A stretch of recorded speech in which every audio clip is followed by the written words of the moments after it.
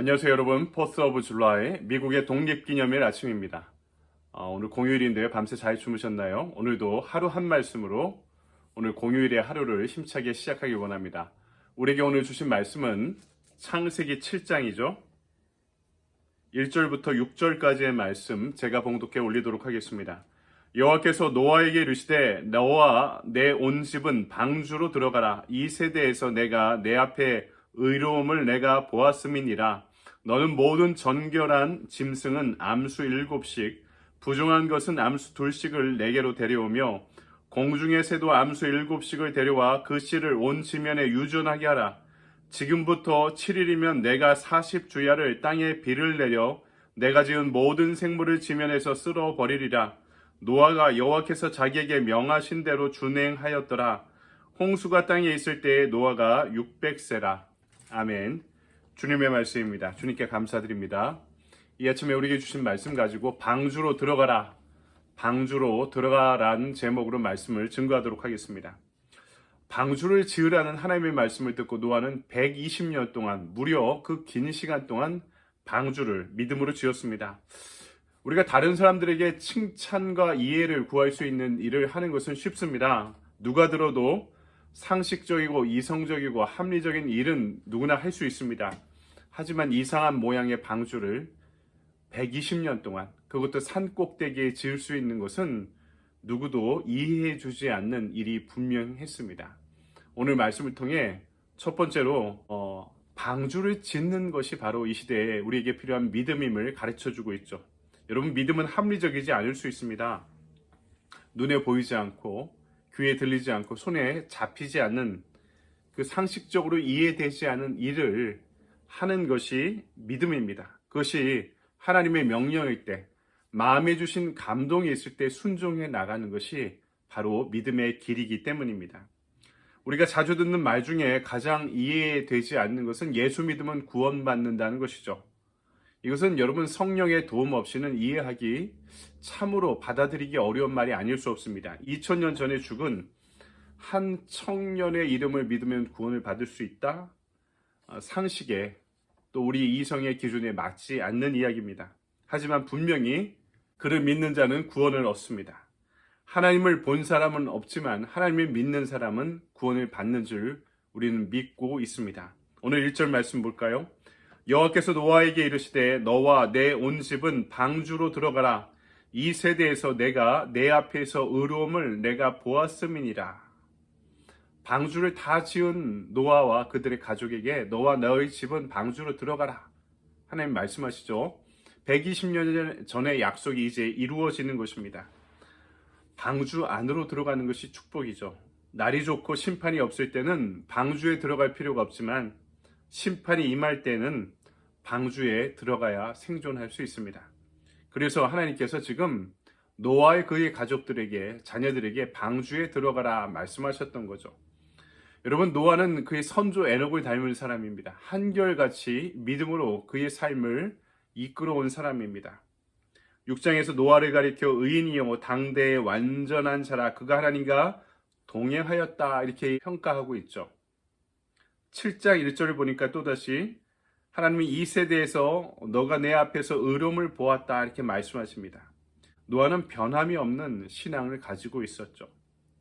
폭풍과 비바람이 치고 생업에 어려움이 생기고 가정에 문제가 생기고 자녀들에게 문제가 생기고 건강에 문제가 생겨도 노아는 120년 동안 산 꼭대기에서 배를 짓는 일을 지속해 왔습니다. 그 변함없는 충성이 120년 동안 이어져 올 수 있었던 것은 하나님의 약속을 의지했던 그의 믿음이 그만큼 굳건했다는 것이고 하나님께서 그만한 은혜를 날마다 그에게 부어주셨기 때문에 가능한 일이었을 것입니다. 그 믿음으로 드디어 노아와 그의 가족들은 자신들이 지은 방주 안으로 들어갑니다. 방주 안에 들어간다는 것은 구원을 받는다는 뜻이었죠. 6장 18절에 보면 그러나 너와는 내가 내 언약을 세우리니 너와 내 아들들과 내 아내와 내 며느리들과 함께 그 방주로 들어가고 이렇게 말씀하셨죠. 120년 전에 내가 이 세상을 심판하겠다 이렇게 예고하셨습니다. 세상에 죄가 넘쳐났기 때문에 하나님께서 이 세상을 심판하지 않으실 수 없었던 거죠. 그래서 심판의 때, 어려운 때, 혼란의 때에는 방주를 짓는 것이 믿음입니다. 심판의 때 방주가 유일한 구원의 통로이기 때문입니다. 우리도 여러분, 혼란한 때가 되어갈수록 방주를 지어야 됩니다. 우리 가정을 믿음의 방주로 만들어야죠. 그리고 우리 교회와 신앙 공동체가 죽어가는 영혼들을 살리는 이 세상의 방주가 되어야 합니다. 그래서 이 시대에는 방주를 잘 짓는 것이 우리에게 요청되는 믿음의 행위인 것입니다.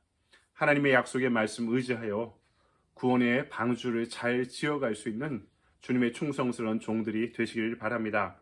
두 번째, 오늘 말씀은 정결한 짐승이 필요한 이유가 무엇인지 우리에게 알려주고 있죠. 방주 사건을 통해 신실하신 하나님을 발견하죠. 신실하시다. 그분이 믿을만하다는 것입니다. 인간의 시간, 인간의 감정에 지배당하지 않고 좌우되지 않고 뜻을 정한 바, 약속한 바는 하나님께서 반드시 이루실 것이라는 거죠. 그래서 민수기 23장 19절에 이렇게 말씀합니다. 하나님은 사람이 아니시니 거짓말을 하지 않으시고 인생이 아니시니 후회가 없으시도다. 어찌 그 말씀하신 바를 행하지 않으시며 하신 말씀을 실행하지 않으시랴. 하나님의 약속은 반드시 이루어질 것이다. 본 적도 없고 만져진 적도 없지만 우리가 믿음으로 알 수 있는 거죠. 하나님의 약속이 반드시 신앙의 선조들에게 실현된 것처럼 오늘 우리에게도 실현될 줄 믿습니다. 오늘 2절과 3절을 볼까요? 너는 모든 정결한 짐승은 암수 7씩, 부중한 것은 암수 2씩을 내게로 데려오며 공중의 새도 암수 7씩 데려와 그 씨를 온 지면에 유전하게 하라. 정결한 짐승은 암수 7씩, 7쌍을 데리고 방주에 들어가고 부정한 것은 2쌍씩. 여러분, 이것을 이렇게 차이나게 한 이유가 뭘까요? 정결한 짐승은 번식을 더 많이 시키려고 했던 걸까요? 물론 짝을 지어 데리고 들어간 것은 이 종을 보존하기 위해서였습니다. 하지만 정결한 짐승 7쌍은 제사를 위한 제물이기도 했습니다. 정결한 짐승이란 말 자체가 제사를 드리기에 합당한 짐승이라는 의미를 갖고 있기 때문입니다. 제사는 예배죠. 예배는 하나님과 관계를 지속한다는 것을 의미합니다. 하나님의 영광과 임재 가운데 살아간다는 우리의 표현입니다. 그런데 바울은 로마서 12장 1절에서 이렇게 말씀합니다. 그러므로 형제들아, 내가 하나님의 모든 자비하심으로 너희를 권하노니 너희 몸을 하나님이 기뻐 바르시는 거룩한 산 제물로 드리라. 이는 너희가 드릴 영적 예배니라. 노아의 홍수 때는 구별된 제물이 필요했지만 이 시대에는 우리의 몸을, 우리의 삶을 구별하여 우리 자신을 드리는 것을 하나님께서 기뻐 받으시고 우리 몸을 드리는 것이, 삶을 드리는 것이 이 시대에 필요한 영적 예배다. 이렇게 말씀하고 있죠. 하나님께서 가인의 예배는 받으시지 않고 아벨의 예배만 받으셨죠. 왜냐하면 진실한 마음과 믿음이 그 안에 담겨 있었기 때문입니다. 여러분, 참 제사는요, 에덴 동산을 쫓겨나도, 광야를 살고 있어도, 심지어 홍수의 심판 가운데도 우리가 죄인임에도 불구하고 계속해서 제사를 드림으로, 예배를 드림으로 하나님과의 관계를 이어가는 것을 말합니다. 사랑하는 여러분, 말씀을 정리합니다. 방주를 짓는 것이 믿음입니다.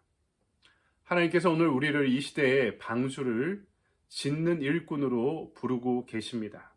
하나님의 은혜를 받아 하나님과 동행하는 의인으로 120년 동안의 시간 동안에도 묵묵히 소명의 길을 믿음으로 걸어갔던 노아처럼 이 시대의 노아를 하나님께서는 찾고 부르고 계십니다.